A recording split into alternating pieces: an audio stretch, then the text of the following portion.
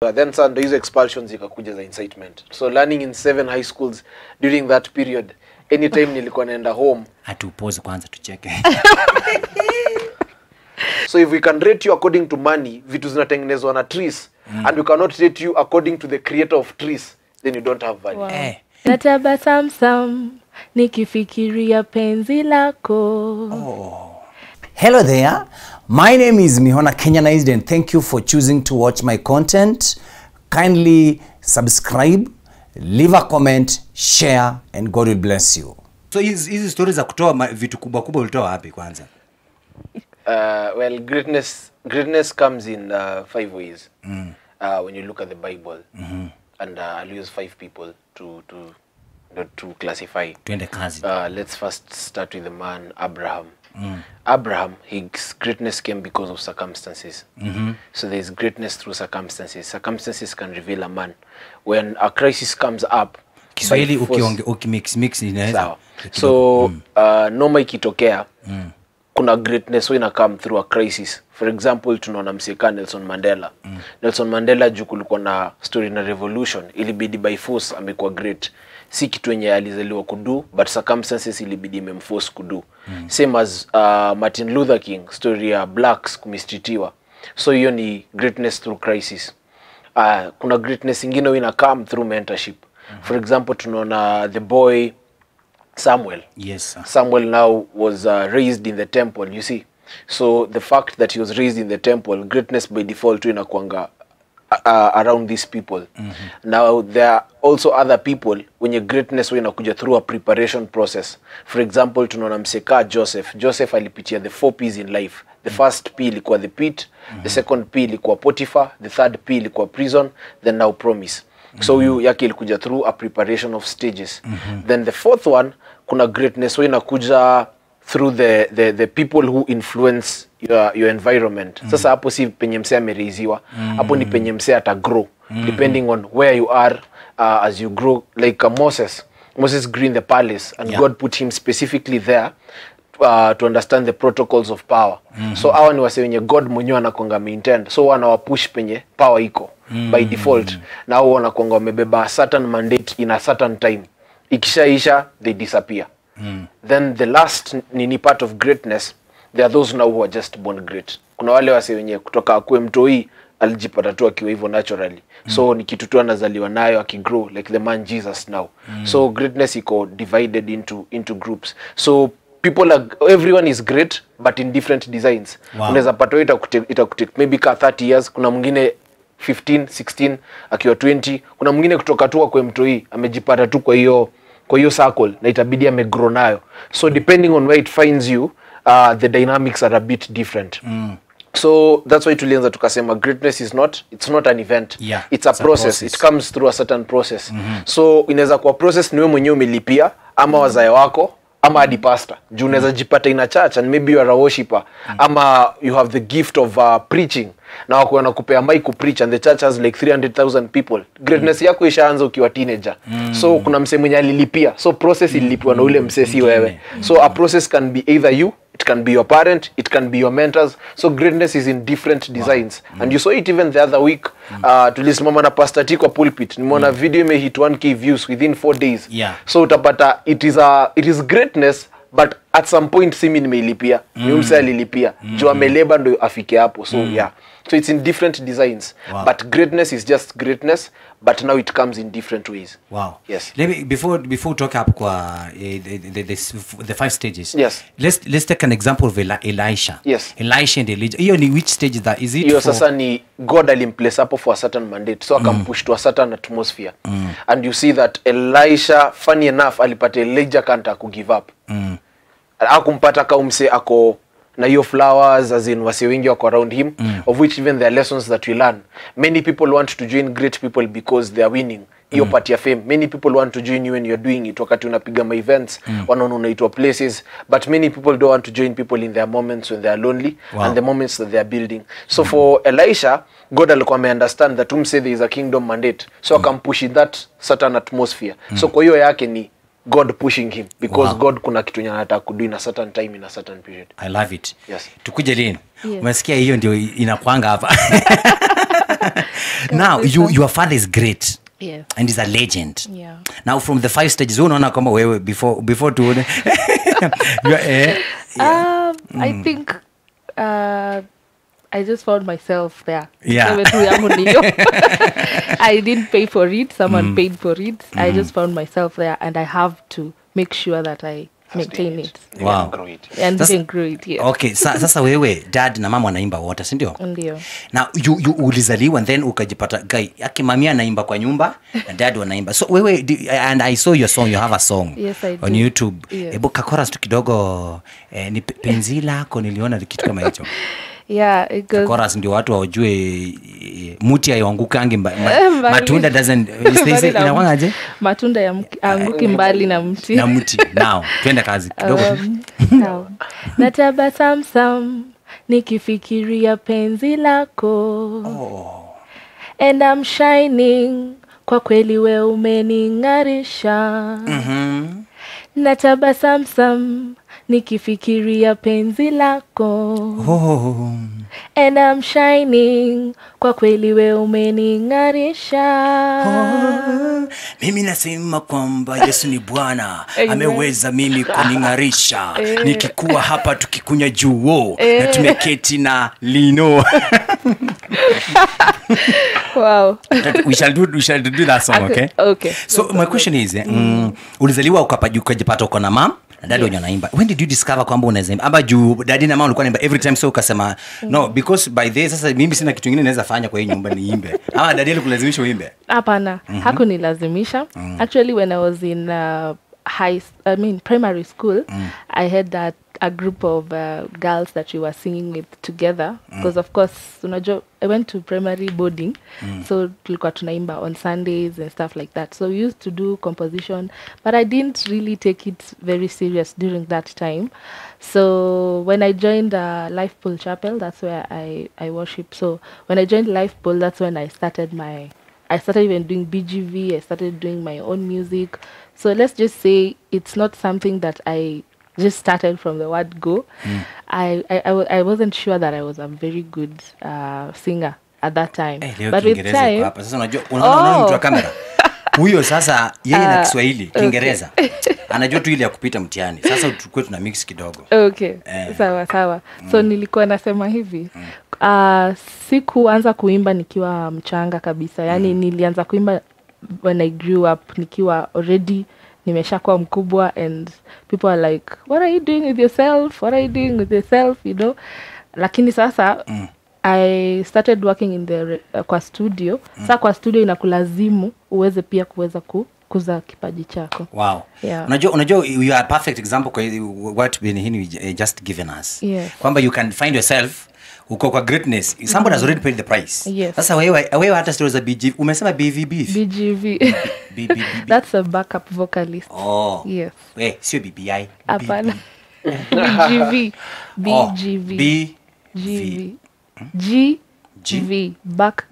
Background vocalist. Yes. So umesikia nyinyi watu ambao kwa mimi nilikuwa najua. Wewe unaita BBI? Hapa kuna huyo mtu kuna mtu hapa anaitwa Ndovu, alikuwa ndani ni BBI. Okay. Nimemwambia si BBI ni BGV. Yeah. So before to look at president, nataka I want us to take the process of before you start singing. Unaona hiyo ya age 1 mpaka umesema ulianzia hapo sasa high school ndio unaona hivi primary. Yes. Is the first 10 years hapo hivyo. Yes. The foundation of kwenda church, because we are very intentional by the on this program, okay, whereby nataka watu wajue the importance of kufuata hiyo process, ukiambia ni church, prayer, vitu kama hizo. Yes, umezaliwa kanisani. Kwenda kanisani ni lazima. Ilikuwa lazima. Mpaka wa leo ni lazima. So umezaliwa Kiswahili, mix to hivyo tukienda. Mungu atatusaidia. The grace is sufficient. Yeah, so church for us was a must. Yeah, and singing was not a must actually. My dad alituachilia mtu aichague, aweze kuchagua kama anataka kuwa mwimbaji, because in our family I'm the only one who sings. Hiyo wanaume yote ni biashara yote ama watu wa biashara, ma DJ na wase wa sound na watu wa studio. Yeah. Hey, so you are a musical thing here. Yes, we are all musical but in different ways. Kuna DJ? Kwanza wewe ni namba ngapi? Mimi ni number 1. Wewe ni first born? Yes. Hiyo ingine yote ni ya huko nyuma. Second born ni? What does he do? He's into PA, sound system. Sound. Yes. Alafu number 3? Number 3 is a DJ. DJ chiki. Hao ndio watu wanatukatianga muziki ndio tunaanza kuenjoy tu hivi. Wanakata. Kabisa. Alafu fourth born he's into production audio. And also DJing also kidogo. Yenyewe kuzaliwa kwa musical family is not a job. President. Yes. Tukuja kwa background yako kidogo tu. Yes. So that we connect the beauty of foundation. Yes. Okay. Because foundation is very important. They say there's a point you said last time you were here. Yes. That it takes very many years to lay a foundation. Yes. You are giving a building Burj Khalifa. Yeah, it took 10 years. 10 years foundation. 10 years to build the building, but Yes. it took 8 years to build the foundation, then 2 years to build the building. Please endelea tu hapo. So, well, they say that foundations dictate receptions. So, the stronger the foundation, the better now the person is able to maneuver. And there are different sets of foundations in our society today. Again, back on it, it's very fortunate that actually what you're talking today, it's what I'm writing in my third book. Wow. So there are 5 things also. There are 5 types of foundation in life. There is the church, there are schools, there is the society, there is the mental foundation, then there is the spiritual foundation. So the church, it's where you go to church, where you fellowship. It can also have a way to influence you, actually 70%. There is the school. School can also influence you a lot. So if you dwell so much, ukienda shule sana, you'll find that there are people who reason very scientifically. Now, our reason, like people who understand religion or anything. And there are people who reason very religiously.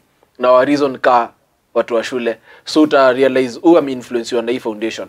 Then kuna wale wenye sawa ku-influence na society kabisa. They are very secular in nature. That's also a foundation by itself. Then there is the spiritual foundation that you'll have to build it by yourself. Then there is the mental foundation. Mental foundation unabuildiwa na books, mentorship na hizo vitu zote.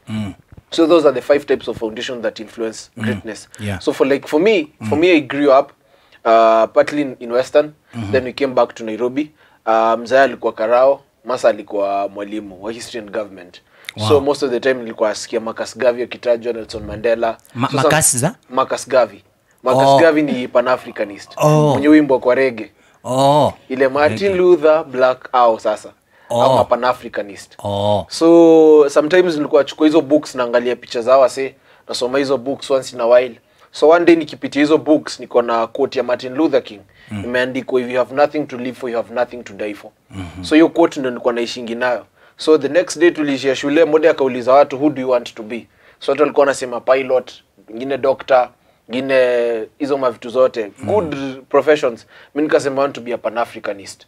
So mmoja akashangaa, tulikuwa class 5. Class 5 unajua Pan-Africanist. Sasa mmoja akauliza, why do you want to be a Pan-Africanist? Nikasema, if you have nothing to live for, you have nothing to die for. So akashtuka akaniambia, so where did you discover that? So nikamwambia, at home. I've been reading books at home.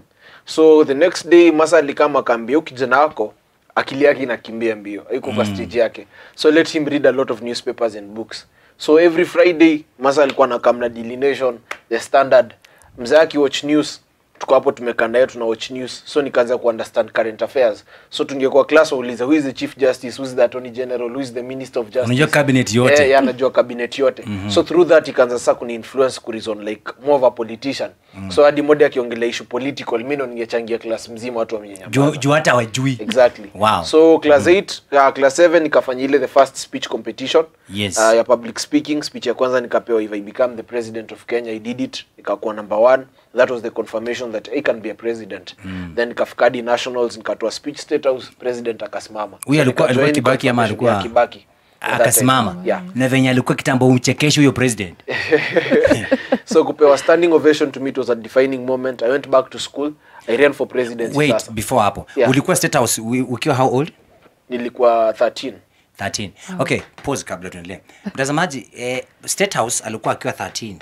Na wewe State House umeenda ni ile tu ya gazeti umegusa, usijali. Sawa, Yesu ni Bwana. Jesus is Lord. Sawa, usife moyo.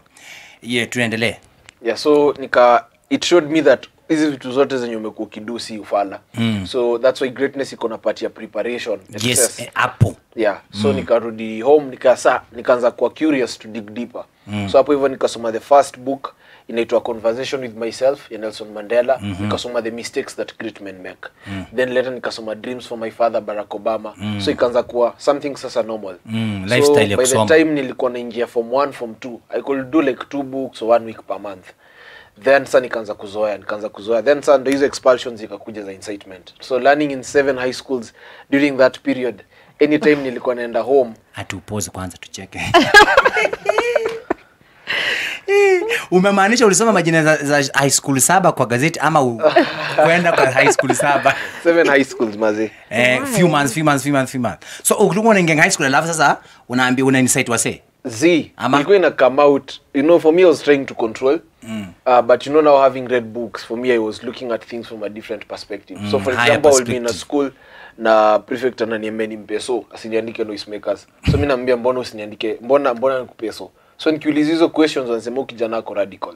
Ako rude. So through that tukienda kwa principle natoa facts, natoa like 12 reasons mbona ujamaa chujwe na gather signatures. So to them they were saying this guy is very political. So nikaitwa na principal nikaambia acha tukuweke prefect. Utulie. Akasema mimi sitaki kuwa prefect. So akasema mbona hutaki kuwa prefect? Unajua hiyo ni a way of inaitwa hit the shepherd, scatter the sheep. Ni law number 16, yeah. Ni law number 16 kwa power. The 21 laws of power. Yeah. So nilikuwa najua. So nikamwambia una apply law number 16. So akasema wakaona this guy can't be contained. Yeah. So ningeenda shule next wanawacall. Wanaambia principal kijana ni very good communicator, very smart, be careful. So mtu unajua kishasema hivyo hadi ukishikwa mistake kano is making. Unachujwa. Jo hawataki sasa hiyo the worst happen. Wanaona umeanza signs and symptoms. So through that most of the time ningeenda hadi kwa shule sina intention ya kuinsight mse. But because kitu ishaambiwa najipata tu, and you see for me nilikuwa naenda great debaters because I have 7 medals from 7 different regions. Yeah, I saw you there. So nikienda hapo hivyo wataniona kwa TV great debater, so watajua issue sasa yako shule, so wata call waseme that young man very good, very ako sawa kabisa, but you just wait. So there is already an expectation even before I act. Wow. You get? So now it ended up becoming a problem. Then nikapata na Pastor T. We are talking this because there are people outside there. Mtu kuna tu sahi ka first born kadem kama tu wewe karembo kwanza. Sema then anafuata na watu wengine huko nyuma wengi, then anasema mabro zangu wanasumbuanga hata kumwambia waache kuochi Arsenal hata kama karibu anachujo lakini ako tu hapa ameshikilia. Challenges za kudeal na boy child as a leader now, as a leader who is a lady at home. We, ni ngumu. Let me just say the truth, because one, my boys wanasikianga wanajua na wao ndo kusema. So trust you me, it has been hard. And then boys, unajua mwanamke anapenda kuwa na usafi and all that. Then the boy child doesn't care. No, brothers wako peke yao. Hapana. President huyo unaona venye ako smart. Ako smart juu amekuja kwa TV. Enda kwa bedroom yake uangalie kama vitabu haziko everywhere, socks ziko everywhere. No offense, but sijui. Probably yeye ni mneat. The neat ones are very few. Yeah, including myself. Kwa sure ujangara juu ya screen. Hapana, mimi niko tu normal. Yeah, so it's a challenge. You have to be strict. Hata ukiwa strict wanakuwa sangine wanaweza kudharau at a point. Kuna time yenyewe unasikia utatusho nini wewe ni dem, si ni kuna time yenyewe ushafikisha juu hiyo time unajua dada yuko. Mimi na brother yangu mwenye amenifuata tumechana na 1 year. Oh yes. Kupigana nayo. Kupiga ngoma mama. Ile ya kuvurugana ile. You know. Yeah, so hakuwa na understand. Anajua. Okay, there's that thing that says watu wanafikiria like being a man, the first boy, you're like the firstborn. So my question is, so many, you know? Yeah. So many. So there was that, but it's just me and my bro mwenye tumefatana. The rest, they're respectful, wanakusikiza and all that, because tumeachana with quite some years. So it has only been a challenge with my second born brother. But again, hapo penye mlikuwa si fight. It happens. Mnafight remote, we fight points. Yani, Points, yeah, this has navigate. to be, you know, now we're in the family business. So we have to put all our minds there, and he has his point, I have mine. Where? Mi na yeye hatusikizanagi. My parents have to come in between and make things. Okay, jahazi. Yeah. President. Yes. Tulikuwa tumachi. Unajua do you know why I'm basing that? Because kuna mtu kuna the perfect example. That's why unaona tunampatia time ndio to balance. Exactly. Yes, because we want this nation in the next few years maze tusikwange hii stories za mtu kuinuka na dunda next week. Hiyo ni minyo tunataka ishinde kabisa. Semeni amen. Tuseme amen wote. Amen. We want, you know, these guys who are watching. Hii mambo ya ufala umepata kapesa, umepata kagari hapa unadhania hadi sasa wewe ndio uko na gari kubwa. Kuna mwenye uko na Boeing maze. Imagine. Unage? Yeah. Let me just give a small nini kidogo. Tulienda Karen. Sasa tumeenda Karen ile tu unajua tumeitwa mtu akona sherehe hapo. So kuna msaka akona hii Subaru hii ya kelele hii. Yeye ako nayo na sisi tuko na nyingine Subaru lakini si ya kelele. So tumeingia hapo. Na msaka anajichocha maana me this car niliona pesa mfuko moja. So hata ajui penye tunaenda ni wapi. So tumeingia pale ni nini introduction. Nini anapeana introduction. Aishaanza kusema wenye anunua gari sijui nini. Sasa mtu mwenye hata alikuja pale kutuserve. Sasa unajua yeye ako na mwili huyo Subaru wa kelele. Na huyo penye tumeenda ni mtu Muslimu kama mimi. Sawa? Mama sisi kama NGB kama mimi. Sasa during that time introduction ikaya so mwenye alikuwa ametuconnect so introduction aka introduce the person, the owner. Yes. Only to realize the owner wa hiyo area ndio akona 6 jumbo jets. One aeroplane ya mzigo ni 6 billion. What happened wakati umsali skevo alitoka kumaliza event. Alitoka akadrive hiyo kelele yake akafanya aje? Akazidi. I just want us to because mazi hiyo ni ujinga sana mazi. Wewe unanunua gari hapa sijui V8 sijui gari milioni 20 unaanza kuona kama barabara ni yako. You know that is nonsense that nataka to handle sasa hii. The problem is ukipata msee akona the gate of pride ni ati alikuwa na dreams ndogo. That's completely achievable. Watu wenye wako na very big dreams wanakuanga very humble. It's been an honor. I've met very big people in this country. Interacted with some of the richest people in this country. One of them including Dr. Chris Kirubi. And one of the things we can notice now, I say, they are very humble. So I asked myself why. I realized it's because these people have dreams that are very bigger than themselves. So pride haiwezi penetrate kwa kichwa. Msee akikuwa na pride ni msee mwenye anakuwa na mentality amefika. So umeelewa? So ukiwa na dreams, you see they say that when your dreams are too big some things are too small.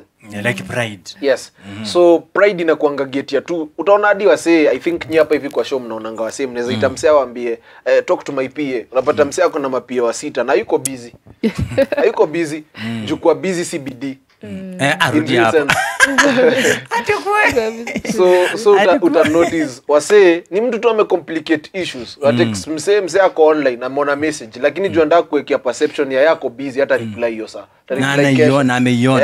Ama si reply juu anataka kuwekea perception yako busy but in real sense hayuko busy.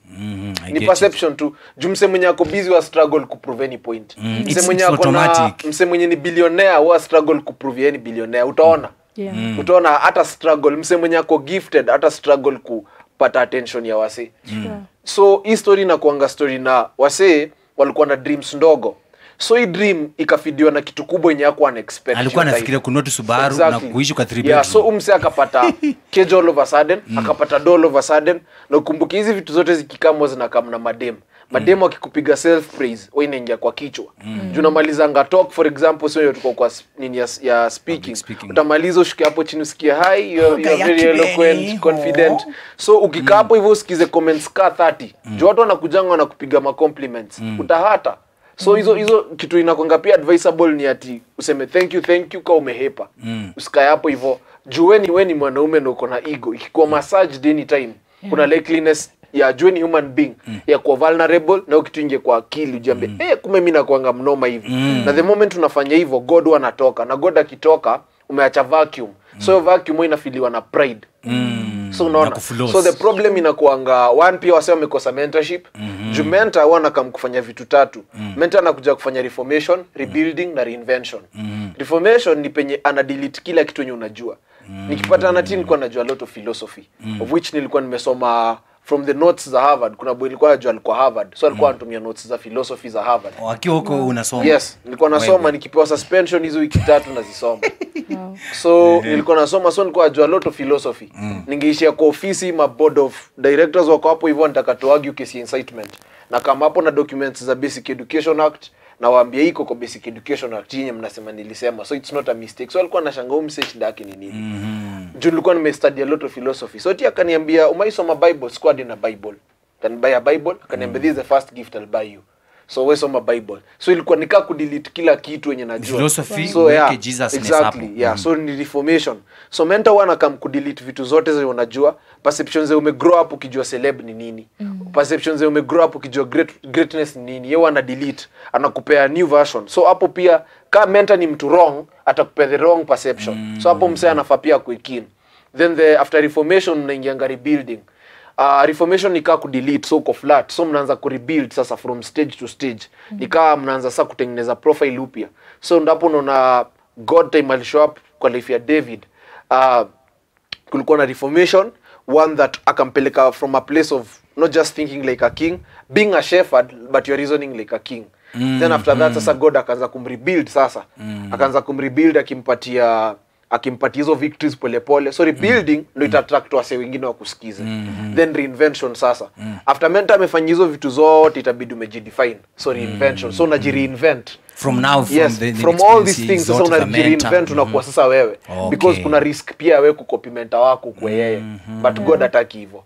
So hapo hivyo lazima ujireinvent from the invention that you were before. So unajireinvent, now you become a new person. So reinventing, the issue of reinvention hapa is the true identity now. Exactly. So after hizi vitu zote, now your true identity inaanza sasa kujitokeza sasa. Ndio maana hapo tunasemanga when an egg breaks from inside, life begins. When it breaks from outside, life dies. So the life now you start breaking from inside sasa. Juu una deal from the internal perspective. Ujue people who struggle to show the outward side of them haven't worked on the inside part of them. Wow. Yeah. Ukiona msee ana struggle sana kuonyesha vitu za nje, jua ndani hakuna kitu. Ukiona msee the inside part of him ina shout more, ujua ame work so much on the inside part. Sana. Such that the outside part is so silent. Utakana mtu kama Kirubi alikuwa anavaa shati na tu sport shoes, juu tunakaaje na kofia Ferrari. So unauliza msee hapa hivi ni tu rivers maze. Unaoni place yote kuna place ya kunini manguo. So wewe suti bana. Anakuambia no. You know, money is all about priorities. If you put priorities on clothes, people will see clothes. But your bank account is invisible. That is where wealth is stored. Wealth is not stored in clothes. So uta realize na kuna ngoja kidogo, your bank account is invisible. So uta realize tu vijana tudogo tumekuwa tu celeb Kenya, gospel industry sana. Ndakuwa very keen on that. Junonanga na mkanga asubuhi naingia kwa Instagram, naona mtu ameshoot video hapo kwa Range Rover anapasha watu, kwa V8 anatusi watu. But in real sense uta realize wani wasenyoja build one, wako wana hata story ya self esteem. Ndio maana ana try compensate na hizi vitu kubwa, aonyeshe mimi niko sawa, muaminie. Na ukumbuka wasenyo walikuwa ngawarui shule. Ni issue ya self esteem. Umse ame grow up hakuna mtu maimu encourage. So amefika hapa hivi amepata hizi vitu zote na anataka kuonyesha kuna gap fulani. Then kitu kingine ni inferiority complex. Ana feel inferior but adai kusema. So the best way ni ku prove with things. You get if a man struggles to prove things with things, then that man lacks something. Rudia your point. If a man struggles to prove things with things, then that man lacks something. Yes. So you can't prove things with things. If we can rate your value with money, money imetengenezwa na miti. So if you can rate exactly, if you can rate pesa kazi inanunuliwa na pesa. So everything goes back to money. So if we can rate you according to money, vitu zinatengenezwa na trees, and we cannot rate you according to the creator of trees, then you don't have value. Wow. If we can't do it with the hizi mambo ya ingine, tafadhali umesikia hiyo, yani ile connection ya the creator of the trees, sio mambo ya trees zenyewe, unaona? Hello there, my name is Mihona Kenyanized and thank you for choosing to watch my content. Kindly subscribe, leave a comment, share, and God will bless you.